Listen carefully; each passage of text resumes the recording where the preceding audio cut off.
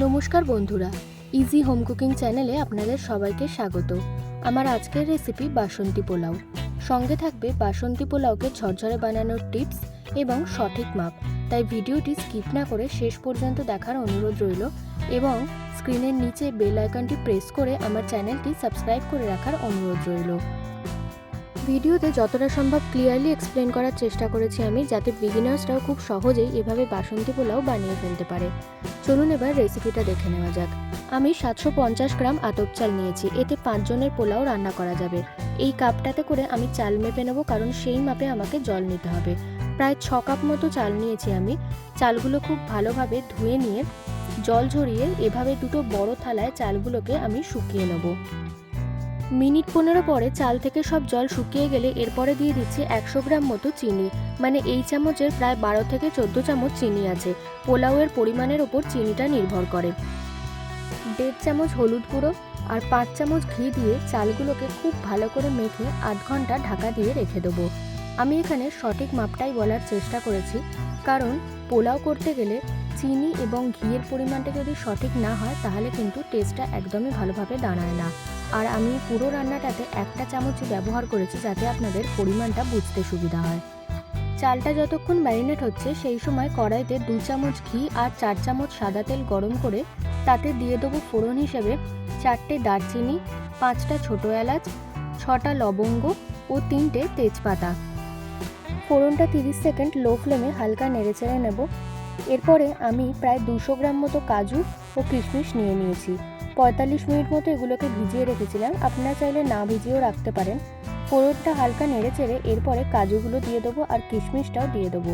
পুরোটাকে 30 second মতো just হালকাভাবে ভেজে নেব মিডিয়াম টু লো ফ্লেমে। আমি এখানে ভাঙা কাজু নিয়েছি, আপনারা গোটা কাজুও অর্ধেক করে নিতে পারেন। এবার ম্যারিনেট করা চালটা এর ভেতরে দিয়ে দেবো। মিডিয়াম টু লো ফ্লেমে মিনিট 5 মতো চালটাকে এভাবে ভেজে নিতে হবে। তবে খেয়াল রাখবেন এর মাঝখানে কোনোভাবেই চালটা যেন একটু পুড়ে না যায়। এরপর দিয়ে দিতে হবে সামান্য পরিমাণ নুন। টোটাল রান্নাটায় আমার 1 চা চামচ নুন লেগেছে। এবার ওই একই কাপে মেপে আমি নিয়ে নিচ্ছি চালের পরিমাণের ডবলের থেকে একটু বেশি জল। মানে আমার 6 কাপের কাছাকাছি চাল ছিল, তাই জল নিয়েছি 13.5 কাপ। এই রান্নায় জলটা কিন্তু খুবই ইম্পর্টেন্ট। দেখুন চালগুলো পুরো এভাবে জলের মধ্যে ডুবে গেছে। 15 মিনিট লো ফ্লেমে চাপা দিয়ে সেদ্ধ করতে হবে, আর মাঝে মাঝে অবশ্যই নেড়ে দেবেন, দেখবেন যেন কোনোভাবেই নিচে না লেগে যায়। আর শেষের দিকে চালটা এভাবে হাতে তুলে একবার দেখে নেবেন সেদ্ধ হয়েছে কিনা। এই সময় টেস্ট করে গ্যাস অফ করে দেবেন। যদি প্রয়োজন হয় একটু ঘি দিতে পারেন এই সময়। এই পর্যায়ে জিনিসটা একটু আঠালো থাকে আর আপনাদের মনে হতেই পারে আর একটু হবে, বাট এবার জাস্ট 1 ঘন্টা মতো চাপা দিয়ে রেখে দিন। আর মাঝে মাঝে নর্মালি পোলাওটা একটু ওপর নিচ করে দিন। ভাপেই অটোমেটিক পোলাওটা রেডি হয়ে যাবে। এরপর যত সময় যাবে পোলাও তত ঝরঝরে আর পারফেক্ট হয়ে যাবে। ঠিক যেভাবে দেখছেন এখানে আমার পোলাওটা ঝরঝরে হয়েছে, তাই চেষ্টা করবেন সার্ভ করার কয়েক ঘন্টা আগে থেকে করে রাখার।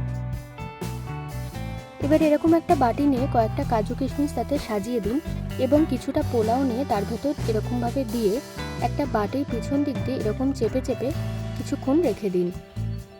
এরপর একটা থালাকে বাটিটার ওপর উল্টে এভাবে পোলাওটা ঢেলে নিন আর পরিবেশন করুন কষা মাংস, আলুর দম, পনির অথবা যা দিয়ে খেতে আপনার মন চায় সেটা দিয়েই। আমি এখানে চিকেন দো পেঁয়াজা দিয়ে সার্ভ করেছি। পোলাও আর চিকেন দো পেঁয়াজাও কিন্তু একটা অসাধারণ কম্বো।